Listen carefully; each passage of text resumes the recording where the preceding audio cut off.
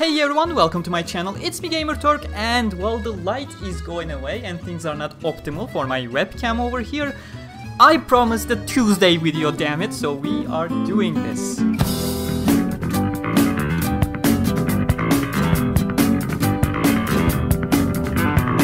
Welcome to our weekly Alicization Q&A session, hashtag AskGamerturk. First off, I have a bunch of stuff that I need to mention. I literally have a agenda right there that I'm reading from. First off, we have a small minor correction, let's say, to my explained episode from Sunday. The goddess mural actually had a wider shot that I hadn't seen yet when I was doing the explained video, so there's a minor correction there. I'm gonna put it on the screen. You can just pause right now and read the correction if you want, but we will be moving on right now. Secondly, the questions you have been asking.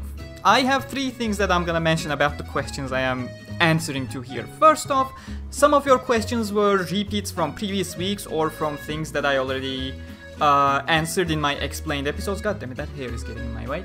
So those kinds of repeat questions won't be answered in these videos. You can always go back to the explained episodes or the Q&A episodes and get your answer over there. Secondly, the questions like, what do you think is going to happen next episode? Like, what I think is exactly what happens. I have read the books. I cannot answer those kinds of questions. And third, the questions like, is this gonna happen? Like simple yes or no questions about direct spoilers, those kinds of stuff I will not be answering. Think of these videos like an extension of my explained series, addressing the things you want specifically properly explained, not simple spoiler pushes there. Okay, glad we got that covered, so we can actually start with the questions. As always, we have three types of questions. Normal questions that won't be spoilery up until where we are right now in the anime. Then we have a small opinion section that, you know, like general questions, opinionated questions, etc., where I'm gonna be answering those. And then we'll have the spoiler section, which will have a spoiler warning here show up. And those are gonna be the spoiler questions beyond what the anime has portrayed so far, including the untranslated spoilers from future volumes. So, let's go. First question. In this episode, Eugeo took out the knife but didn't actually stab administrator. My question is the administrator not aware of the existence of the knife and whose knife it is? Or is she aware but does not consider it something dangerous for her? Now, we do not specifically know if she knows it's the dagger of Cardinal or not. The thing is, it's more about she's generally not threatened by it. She has other kind of, you know, prevention mechanics to keep her safe, and she's completely banking on those. She literally has no reason to be afraid of the knife in general. But you are gonna have a much more, you know, detailed explanation once we actually get to that point in the anime. We still have some time, so I will not be completely talking about that. Next question. We have three questions actually. So if Alice Tsuberg can remember Kirito, how come Eugeo cannot remember childhood Kirito? Well, he actually does. I mean, you have seen this back in episode 4 when Eugeo was about to die. He did remember, you know, the Rulit trio entirely. He reminded the promise they had made together. Eugeo does remember. It's the general concept of memories. It's not really simple to delete an entire, you know, lifetime with a certain combination of people. It's really complex, and that's the side effect of it.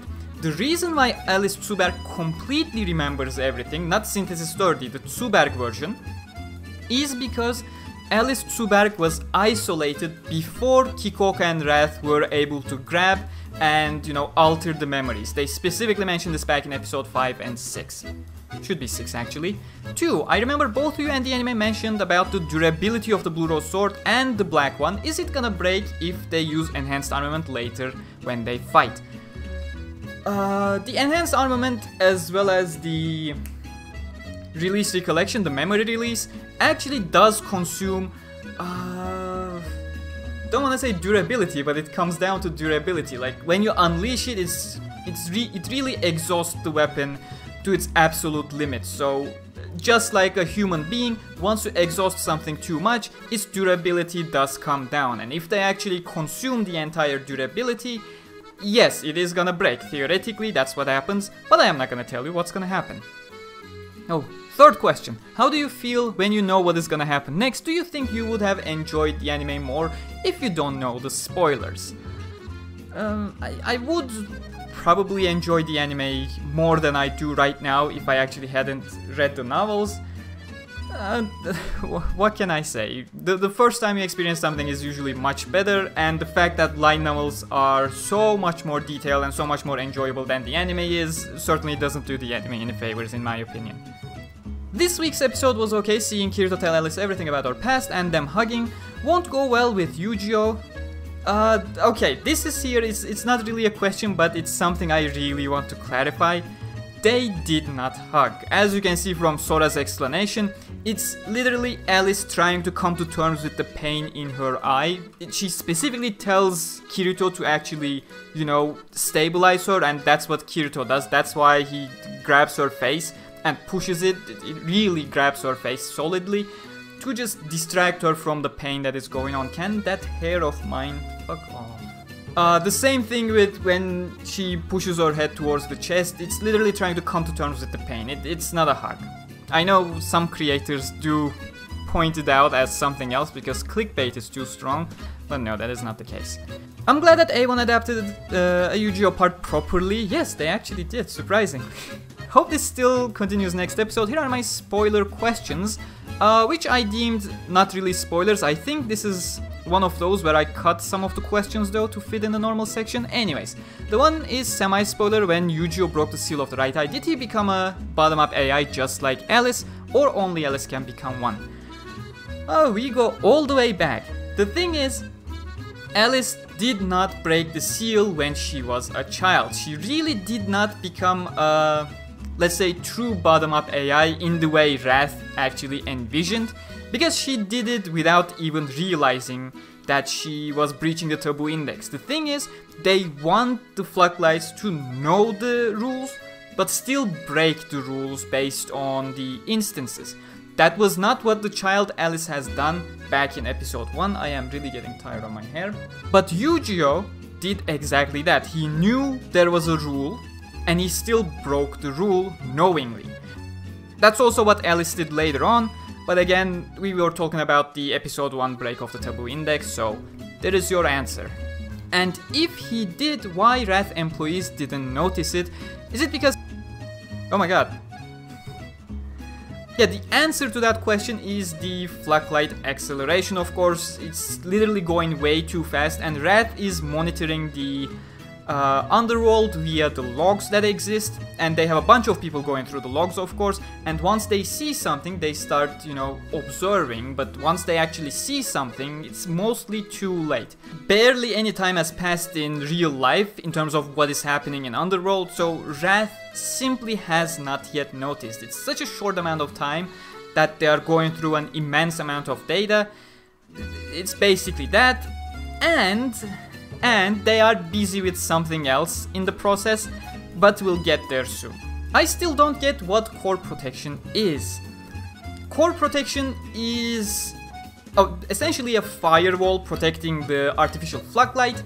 It prevents from other people using sacred arts specifically on your floodlight from inside the system. From the outside, they can just alter via the main console they have, but from within the world, you need to remove the core protection to be able to use sacred arts on a floodlight unless you have the necessary admin authority, which Quinella does not have, despite calling herself the administrator. Okay, so that's a patron question. That was actually a very last minute addition.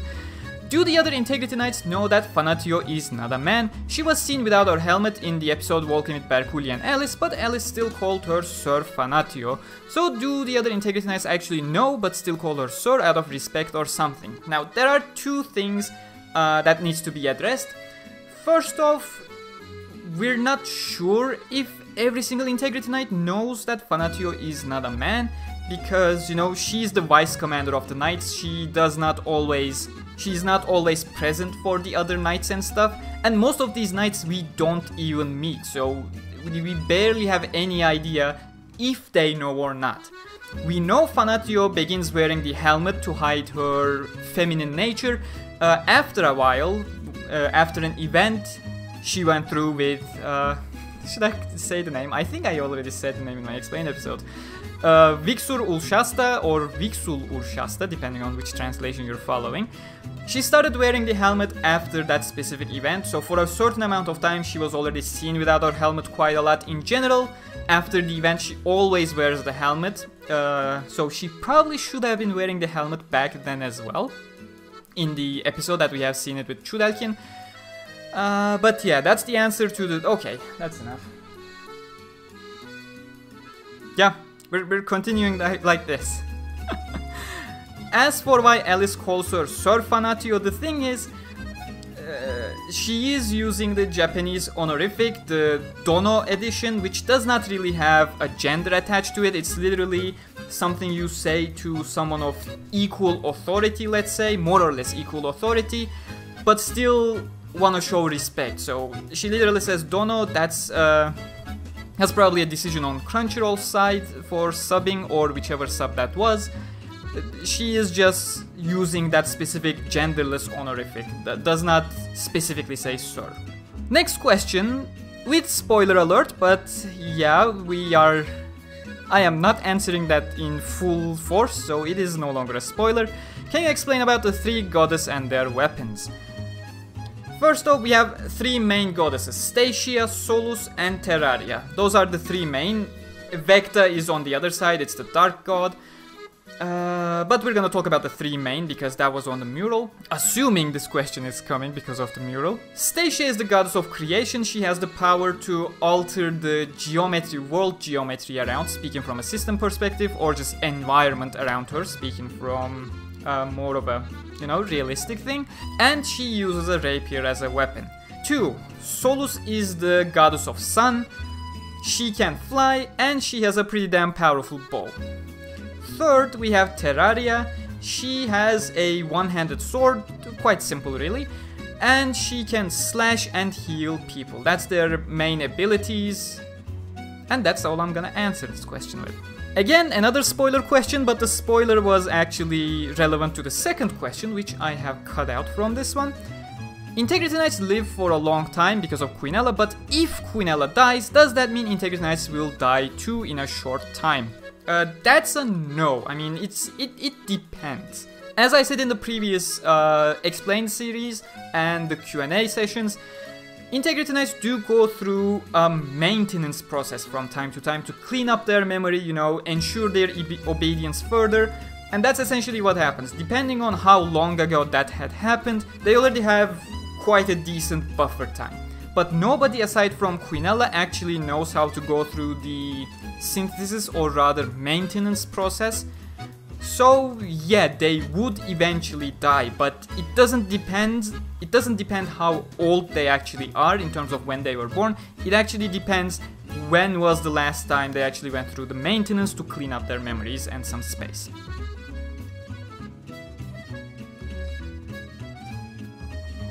So the only question that I have in mind right now is, why does Quinella strip naked when she was altering Eugeo's memory?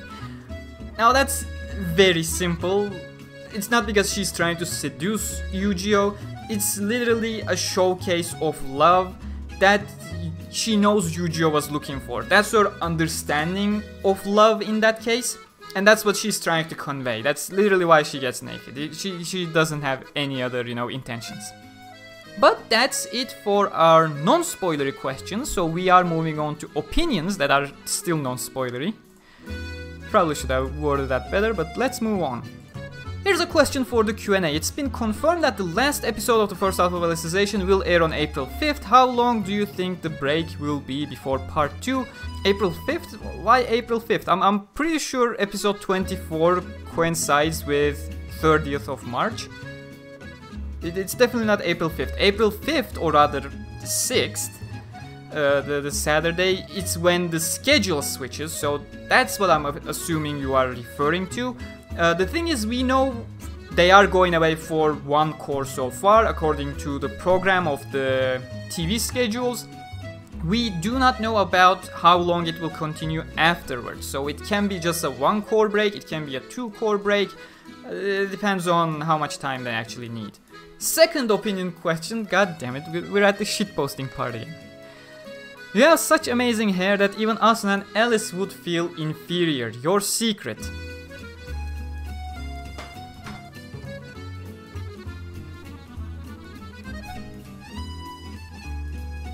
Head and Shoulders with the lemon flavor. I really like this one. But still, I got nothing over Eugeo's hair. It's animated absolutely beautifully. It's not as if I follow SAO. God damn it, Val. But can you please tell me if they're still together after Alicization arc? How about you watch that video?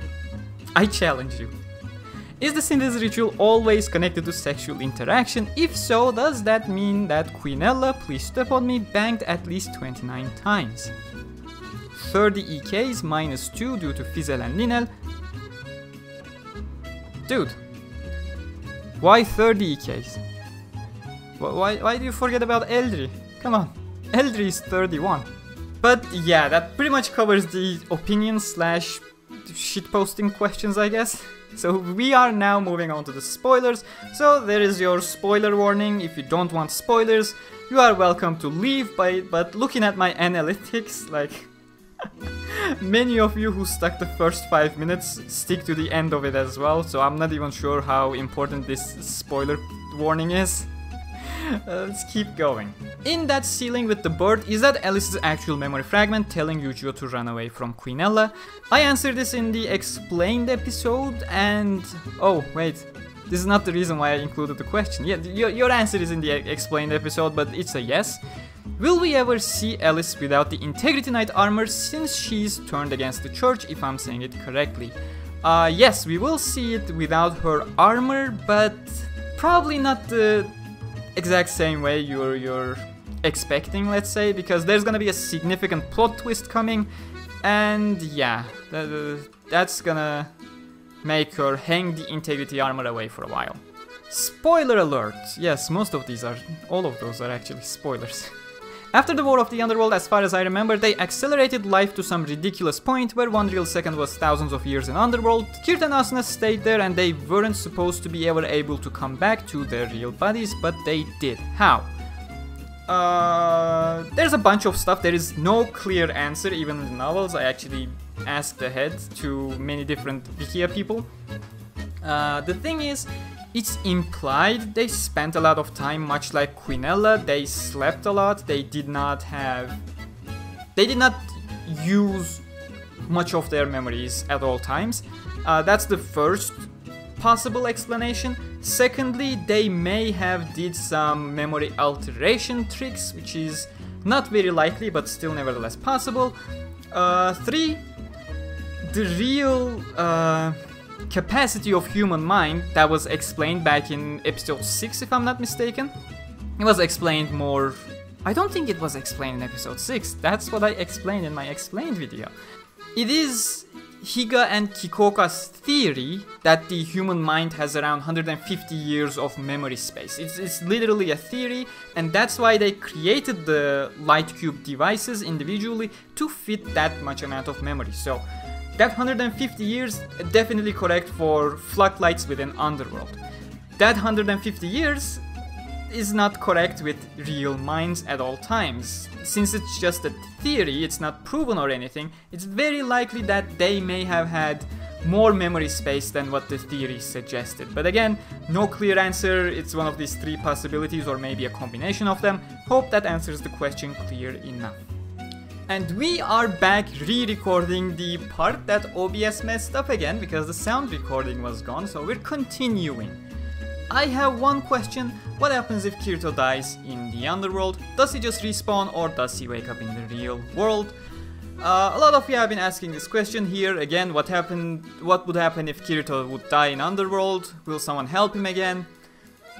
The reason I included this in the spoiler section is because, well, there is only an assumption as to what would happen to Kirito, and since there is only an assumption and we don't know what really happens if he were to die, that means he is not gonna die. But the assumption of Kirito and Asuna is that if Kirito were to die, you know, he would either just respawn or simply be locked out of Underworld and get back to his vegetable state back in the real life, much like, you know, how he was after the incident back at the hospital, until someone else just plugged him back into the world again. But yeah, that's just an assumption, we do not know an exact answer. And yes, this is the question I actually cut out. The second part of the question was spoilers, and it's being included here. When someone becomes an Integrity Knight, does that person get special knowledge or powers? After Eugeo became a knight, I heard that he uses the same sacred art technique that Berkuli used. Yes, the Incarnate Arms.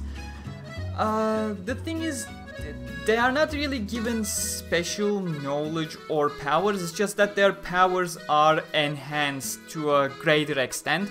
And considering their mind, you know, gets flushed, and if they are already aware of the existence of incarnation, they can just utilize that much more extensively based on that knowledge and the clarity of mind in the process. Naturally, they get certain new powers solely because their object and system control authorities are higher and are manipulated. You know, they are brought to a more optimal state, they are given better armor, sometimes better weapons. That was not the case with Eugeo, he's still using the Blue Rose Sword, but someone like Berkuli, someone like Alice, those are weapons provided to them for being Integrity Knights. So to a certain extent they get knowledge or powers, but it's not inherently coming from them. Next question, why couldn't he just stab her? Speaking about Eugeo, of course, I get that he needs character development, but there are more things at stake than just him. I think it's great that Eugeo goes through his own trials, but not at the cost of the whole Underworld. Now, this is one of those questions that I've received quite a lot as well. The thing is, here's another one. Eugeo was in a trance, but how was Quinella affecting him if he was still sleeping? It looks like a different question, but it's actually connected to the same answer. And yeah, many of you have been asking, you know, why couldn't Eugeo just stab her? Why couldn't Eugeo just resist her? How was Quinella affecting him? The answer to that is, well, the light novels strongly imply that Eugeo already had the piety module installed in his head even before he removed core protection. And why was that possible? Well, the reason that was possible is the reason why I included this in the spoiler section. The thing is, Quinella needs to, you know, the regular procedure for actually installing the piety module is you grab the person, you alter their memories, isolate certain memories, and take those memories out to create a place for the piety module to fit in. That's the regular procedure, that's what happened with pretty much every single knight so far. The thing is, in Eugeo's case, Eugeo already does have a, you know, a hole in his memory, created from, you know, having an entire childhood with Kirito and that being deleted by Kikoka and Higa. So for the piety module to actually be installed, mind you, this is just an interpretation of what we have in the books and what we have in the anime as a visualization. You know, that part, every single memory, Tease, Alice and Kirito being blocked off by the piety module. What was I saying? Yeah, essentially Eugeo has that hole in his mind, and Quinella presumably was awake before Eugeo had even woken up, hence why she gave him like a nightmare kind of stuff that she was already in. Like, Quinella was not sleeping during that time, most certainly. And that's also the time, you know, where she actually put the piety module in, having seen that hole in the memory, having seen that, you know, opportunity to make it a quick process, because usually it takes a very long time, like a couple of days, isolate the memory, take it out, create the place, install the piety module. But with Eugeo, since he already had the hole, it was a very quick process. That also ties in with another question that I think I answered last week, asking why Eugeo was turned into an Integrity Knight so fast. He already had the hole. He didn't need to be, you know, heavily processed and created an optimal hole to actually fill. And that's essentially it. That's most probably why Eugeo specifically states that he knows what is happening, but he can't resist it. It's like he's being drained of his entire mental strength, his entire willpower, without knowing why that is happening. And well, from this interpretation, we do know why it is happening. But that should be the final question, and yes, that is actually the final question. This is the best Tuesday show that always comes out on Wednesdays, isn't it? Thank you very much for watching. Hope you enjoyed this Q&A session. I'll see you sometime this week once more.